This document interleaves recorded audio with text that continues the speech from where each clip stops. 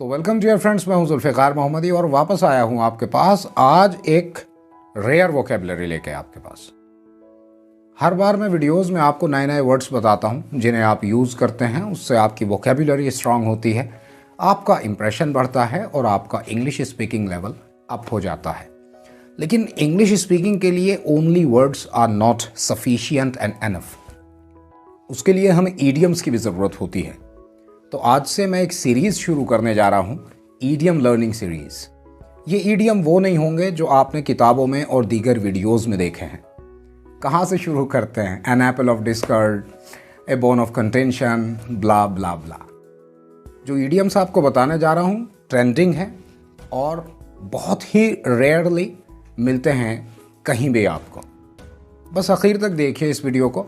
बड़ी होगी या छोटी होगी ये मैं कह नहीं सकता, लेकिन बहुत ज़्यादा वक्त आपका लेने नहीं जा रहा हूँ। लेकिन हाँ, आपकी इंग्लिश ज़रूर ब्रश अप होगी इस वीडियो को देखने के बाद। सबसे पहला हमारा ईडियम है B all years. B all years का मतलब होता है ध्यान से सुनना, बहुत ध्यान से सुनना। मैं आपसे रिक्वेस्ट भी कर सकता हूँ, my dear audience please be all ears. मेरे डियर ऑडियंस प्लीज़ बहुत ध्यान से सुनिएगा। तो जब भी कभी अपनी बात आपको बहुत ध्यान से सुनवानी हो तब आप कह सकते हैं प्लीज़ बी ऑल ईयर्स।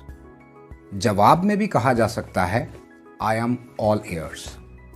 यहाँ पर ईयर मत कीजिएगा, पूरा जो ईडियम है वो ईयर्स का ही है। I am all ears, we are all ears, हम पूरी तरह से सुन रहे हैं। You should be all ears to your teachers, तुम्हें अपने टीचर्स की बात बहुत ध्यान से सुननी चाहिए। प्लीज़ बी ऑल ईयर्स, बहुत ध्यान से सुनिएगा। तो इस तरह से आप बी ऑल ईयर्स का यूज़ करेंगे। And now talk about the second idiom and this is right around the corner. Right around the corner इसका मतलब होता है जल्दी आने वाला या जल्दी होने वाला। अब जैसा मैंने आपको इसका मीनिंग बताया तो मीनिंग सुन के आपको लगेगा कि यार ये कैसा बेजान सा मीनिंग है। जब इसका इस्तेमाल करेंगे तो मज़ा आएगा। Exams are right around the corner. Exams जल्दी आने वाले हैं, एग्ज़ाम्स जल्दी होने वाले हैं। Exams are right around the corner. Diwali is right around the corner. Elections are right around the corner. इस तरह से आप राइट अराउंड द कॉर्नर का यूज़ कर सकते हैं। My wedding is right around the corner. वैसे ये एक सेंटेंस है, मेरी शादी बहुत पहले हो चुकी है। And now talk about the third idiom and this is have nothing to do with. Have nothing to do with का मतलब होता है कोई लेना देना न होना, कोई वास्ता न होना। जब आप कहते हैं कि मेरा इस चीज़ से कोई लेना देना नहीं है तो आप इंग्लिश में कहते हैं I am not a part of this, I am not involved in this। इसकी जगह आप यूज़ कर सकते हैं I have nothing to do with it। थोड़ा स्टैंडर्ड भी होगा और ईडियम यूज़ करने से आप थोड़ा नेटिव भी साउंड करते हैं। This is the advantage of idiom. तो आप कह सकते हैं I have nothing to do with it. You have nothing to do with logic. तुम्हारा लॉजिक से कोई लेना देना नहीं है। Game has nothing to do with education and education has nothing to do with game.